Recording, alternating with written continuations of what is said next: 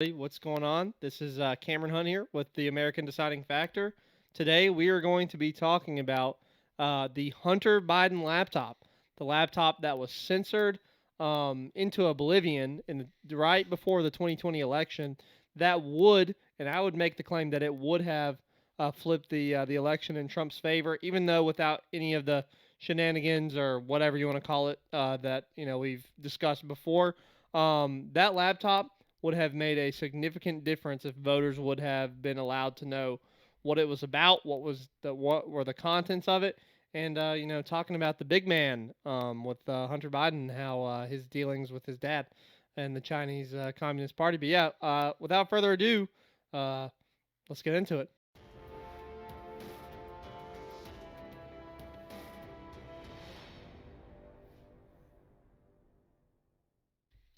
In April of 2019, a man walked into a laptop repair shop, dropped off, and never came and picked them back up. And so the owner, who obviously was tasked with repairing these laptops, began to look into them. Again, tried to contact the person that dropped them off, who went under the name Hunter Biden, although he couldn't necessarily, he says he couldn't confirm 100% that it was Hunter Biden because of his looks when he walked into the store. That's what crack Uh, will do to you kids. Indeed. Uh, However, Hunter Biden's name was on the receipt. His cell phone was on the receipt. His email was on the receipt. And so all tracks lead back to Hunter Biden. And there was mention of his name on this laptop and the hard drives and pictures of him. So, uh, If I could just throw it in there too, he also, um, where he dropped this off at the shop, he literally signed a form basically stating like if I don't come and pick it up in so long, then it's known as like a property that's been not lost, but it's like it's like non-recover. relinquished. Yeah, that's a good Yeah. word. But yeah, so he literally signed a paper and then didn't come pick it up. It's not like this guy went to fix his laptop, and then was like, "Oh, I'm just gonna look through the contents of Hmm. it." Yeah. So, in October of 2020, October 14th, this is just 1 month before the 2020 election, the New York Post dropped an absolute bombshell of an article. And you may have seen it, you might not have seen it, because this article was censored into oblivion, kind of like Cameron said in the introduction. Twitter would not run it. Facebook paid big money to get them to take it off of their website.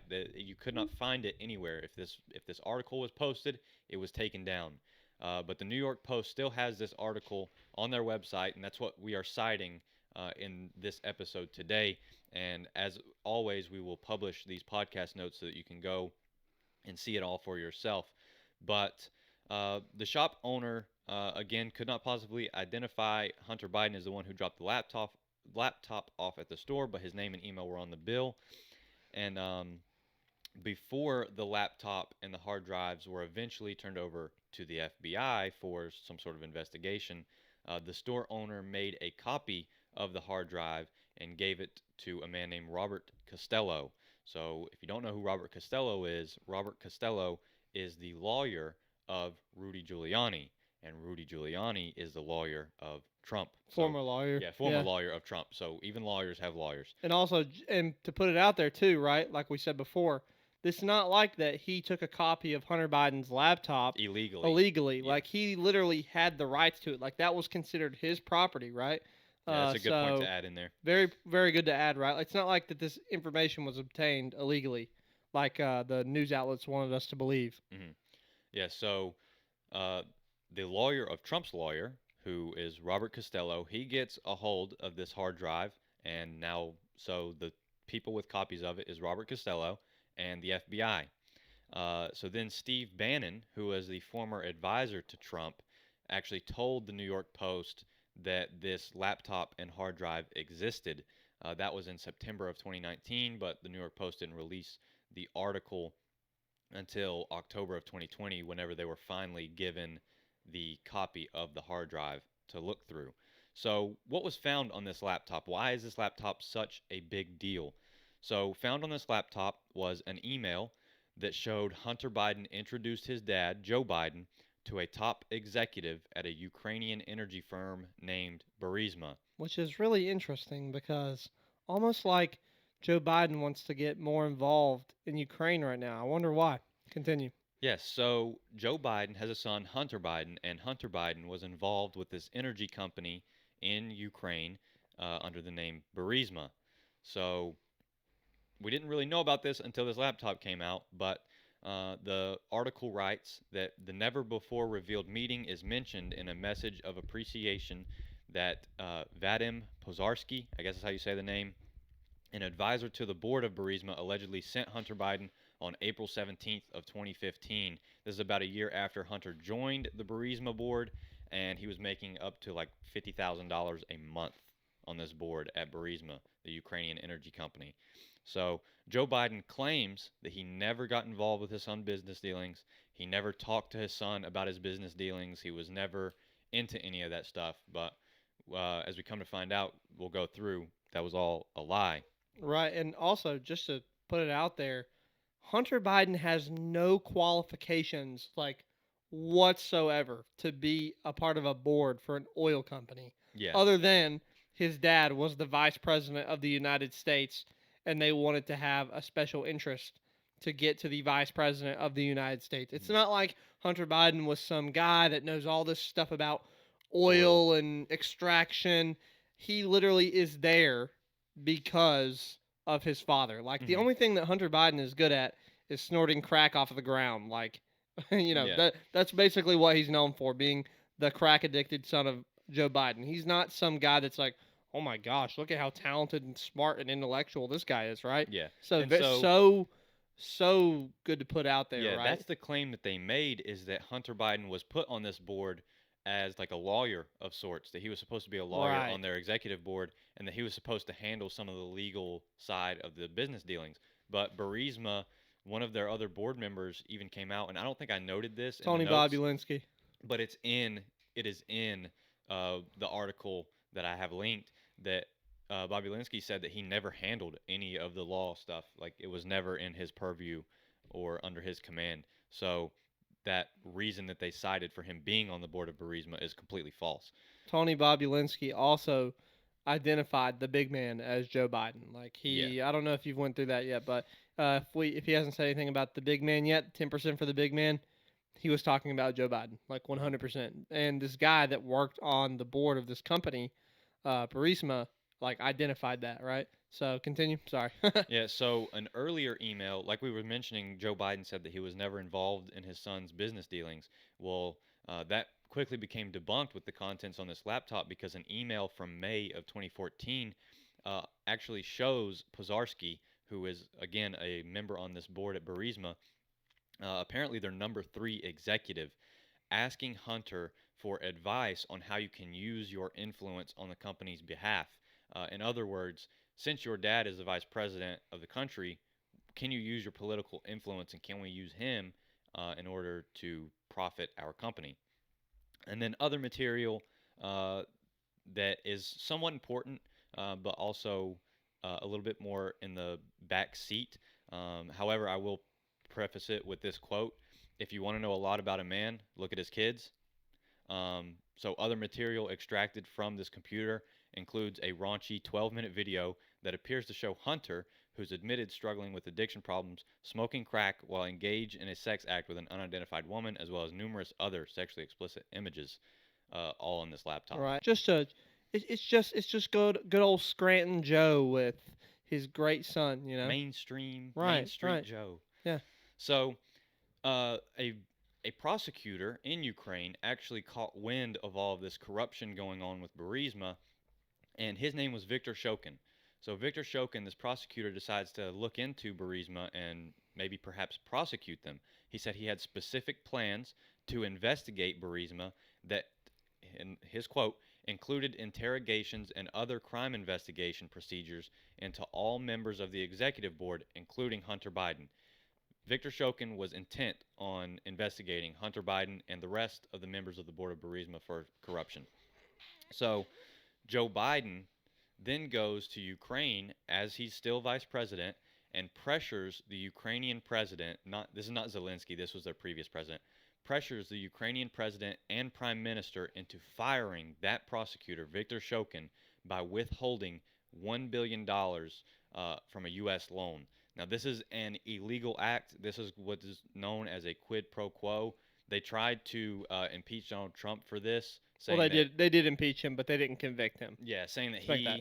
saying that he committed a quid pro quo with Ukraine, but in fact, the person who did commit a quid pro quo, which a quid pro quo is just like a fancy Latin word that means a favor for a favor, and Which is illegal. it's illegal in politics. There's certain places where it is legal, like in personal dealings, but in politics, it's highly illegal. You're not allowed to do it. And Biden was over here in Ukraine doing just this. So Joe Biden even bragged. The reason we know this is because Joe Biden even bragged about getting him fired to the Council on Foreign Relations back in 2018. And his exact quote was, "I looked at them and said, I'm leaving in 6 hours. If the prosecutor's not fired, you're not getting the money." Well, son of a, he got fired. Yeah, let's read it real quick. And it's I looked at him and I said, "I'm leaving in 6 hours. If the prosecutor is not fired, you're not getting the money." Well, son of a bitch, he got fired. So I can't do a good Biden impression like Obama, like Obama and whatever. But yeah, go ahead. fellow Americans. It's better whenever you read it in their voice because Yeah, it just makes it it just so makes much it more better. real. But so we all know that Hunter Biden was used and planted by Joe Biden and the Obama administration in order to gain access to Ukraine, and so that Burisma and Ukraine could gain access to Joe Biden and the White House. This was a back and forth kind of deal that the two cut out together. So, what happens after this article is released? The New York Post releases this article, shocks the world. What happens? Well, the Joe Biden campaign at the time decided not to comment on the laptop. They made no comments until they were basically forced to. No questions about the laptop were asked during the 2020 presidential debates. It wasn't brought up until Trump actually brought it up. And whenever Trump actually did bring up the laptop during a 2020 debate, Biden responded saying that there are 50 former national intelligence folks who said that what he's accusing me of is a Russian plant. Five former heads of the CIA, both parties, say what he's saying is a bunch of garbage. But again, and this isn't something that I went into on these notes, but it's not very hard in politics to get 50 national intelligence folks to all agree on something and sign their name to a letter, especially when, if they did so, it would mean the demise of Donald Trump, who, as we all know, is an outsider in Washington and in politics in general. Right. I mean, Trump was a threat to the structure of Washington in terms of like the swamp that they have there. And it didn't matter who you were in Washington, you wanted him gone. So these right. bureaucrats, these national intelligence folks, 50 of them, had a good enough reason to sign this letter, whether or not they believed that this laptop was Russian disinformation or not. Right. I mean, like he said, it doesn't take much in Washington D.C. for a left-wing activist group to go around to 50 former national intelligence folks, which some of them might be higher up, but it could be anyone that's considered as national intelligence folks.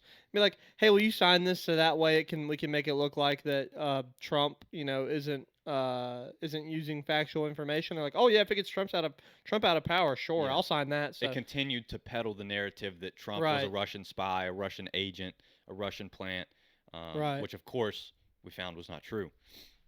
So CNN then released an article, and their article claims that, and I'm quoting, many of the claims in the article overlap with Russia's known disinformation efforts against Biden, which they just pulled that out of their rear end. I don't know where they got that from. The fact that there's known disinformation efforts against Joe all Biden by right. Russia. Well, It's if it's against our party, then it must be Russian disinformation.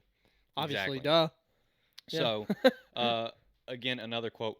The top intelligence official for election security announced in August that the Russian government is interfering in the election to hurt Biden's candidacy, primarily by spreading disinformation about alleged corruption by Biden and his family regarding Ukraine. So, once again, we have mainstream media, CNN, peddling this narrative that it's Russian disinformation, Trump is a Russian spy. This is all involvement by the Russian government to try and basically tar and feather Joe Biden in order to keep their guy Trump in place. But once again, that narrative has fallen apart. It was just a rerun of 2016, where in 2016 they said it was Russian influence in the election, and then now again in 2020 And that's they're what trying they'll to say paint in it as Russian influence. 2024. They'll say it for the rest of our lives too. Exactly. So, Democrats widely dismissed this laptop. They said it was a big conspiracy theory by crazy right wing groups. They called it Russian propaganda and disinformation. But just recently, one of their own mainstream news sources confirmed the laptop. So, the New York Times wrote an article about Hunter Biden's tax bill investigation in which I don't know if they accidentally released the fact that the laptop was authenticated, but regardless, they ended up confirming that the laptop was true. So I believe this was a March 14th article from this year. So this article Hmm. centers around the investigation into Hunter Biden's tax bill investigation, and the article states this is where they basically name drop the laptop. The article states people familiar with the investigation said prosecutors had examined emails between Mr. Biden and Mr. Archer and others about Burisma and other foreign business activity. Those emails were obtained by the New York Times from a cache of files that appears to have come from a laptop abandoned by Mr. Biden in a Delaware repair shop. The email and others in the cache were authenticated by people familiar with them and with the investigation. So the New York Times came out and authenticated the laptop and the contents that were on this laptop. Almost like we've known that all along, right? Yeah, so Yeah. this completely dismantled and destroyed the Democrats' narrative over the past year and a half, two That's Russian years, that said it was disinformation. Russian disinformation. So now let's move into what has happened so far. Now that we know that this laptop is true, what actions have been taken? Well, word has circulated about the laptop being used as evidence against the Biden family, but nothing has actually been done about it up until 2 days ago, March 29th, 2020. Representative Matt Gaetz, who was a Republican from Florida, representing like the same district that Hollywood, Florida is in, he actually entered uh, the laptop into the congressional record while they were questioning the assistant director of the FBI Cyber Division. And so now the reason they were having a hearing for the FBI Cyber Division, which is, of course, a bureaucracy in the government, and the reason that they were having this oversight hearing for the FBI is because of recent cyber attacks and several notable cyber attacks, including the Colonial Pipeline. If you remember how we had like a big gas shortage about a year back because of Russians hacking the pipeline. So, in response to that, our government decided to do what they usually do and get their committee together and kind of give some oversight and some questioning into the FBI. Basically, to kind of say, hey, what's going on? What are you guys doing? How are you combating it? It's just a way that our government keeps bureaus in check. But Not enough, yeah, it's but not it's one enough. way that they do it. But Anyways, so now this is from coming from a PBS article. Um, which the if you guys want to see where we get our information from, we have a Discord, and you can find that information by going to our link tree in our Instagram bio, TikTok bio, wherever you find it. We have a Discord, and we have all of not only our podcast notes but our sources. You'll see plenty of pictures and stuff on the screen if you're watching in the video podcast. You'll see the pictures we're talking about, the notes. absolutely, But if you're listening on audio, which is what most people listen on, like me myself, right? If you want to go check this information out, just make sure to go check out our Discord and all of our other social media platforms at Deciding Factor. Thanks so much, guys. Yeah, continue. Sorry. no, that's a good plug. Good plug. So Absolutely. uh, PBS actually uploaded the entire full video, which I know you don't want to watch because it's really boring. But they Yes. they Boring. uploaded the entire almost 4 hour footage of this House Judiciary Oversight Committee hearing. But if you jump to 1 hour, 21 minutes, and 53 seconds, you will see where Matt Gaetz begins talking and questioning the assistant director of the FBI Cyber. So Matt Gaetz actually believes that this laptop could be used by foreign countries to gain information on America and ultimately hurt our country, which reasonably so. There's a good amount of information on that laptop, and we don't even know what all is on it. So, um, once again, to show the absolute fecklessness of our bureaucracies, the FBI apparently lost the laptop. They don't know where it's at. Gates questioned the assistant director on where it was at, and the dude had no answer. He apparently does not know where it is at. To which Gates responded, "How are Americans supposed to trust that you can protect us from the next colonial pipeline if it seems that you can't locate a laptop that was given to you 3 years ago by the first family, potentially creating vulnerabilities for our country?" A good question to ask. So then he followed that question up with saying, "Mr. Assistant Director, have you assessed whether or not the first family is compromised as a result of the Hunter Biden laptop?" Again, another good question to ask because, like I said, we don't really know what foreign countries have that was on this laptop that they could use against us. That is So, confirmed to be real. yeah, Like confirmed. it's not like the FBI can be like, "Oh, that's misinformation." It's real. It is a real laptop, and thank gosh, the people that first obtained it were smart enough to get copies because that's what the FBI would have done. They'd have been like, "Oh, we accidentally lost it." Yeah, Yeah, well we that don't know where sucks, it's but at. now it's okay because you can lose it, but we have the copies. We have the receipts, right? So, very good question. So, in conclusion, what does all this mean? So, the Biden laptop is a legitimate security concern. That is number one. Rightfully so. It is something that we need to know what other foreign countries have. Uh, what kind of information do they have? Is there any information that could be used against us that would be found on this laptop? Number two, the Biden family themselves, because of their corruption and their international business dealings and their carelessness, they may very well be compromised by the contents of this laptop, just like Matt Gates suggested. Um, they there could be a reason for them not to hold power because of the vulnerabilities that may be exposed or exploited by other countries. Uh, Cameron, is there anything you want to add?